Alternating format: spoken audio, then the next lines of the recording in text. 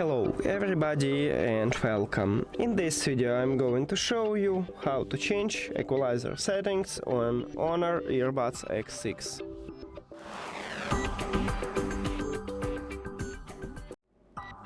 You have to start by open HONOR AI Live application and you need to add your earbuds to the app. If you don't know how, at this channel we have video about it. Now, if you add them to the application, you will see these earbuds at the device list. You need to tap on it, and right here at the second line we have EQ sound mode, so we need to tap on it, and here's 4 presets. Select the best one for you and click on it. Let's say I want a bass boost, and we just change it. That's it. Thank you for watching this video. If you found it helpful, please consider subscribing to the channel and leave the like on the video. See you later!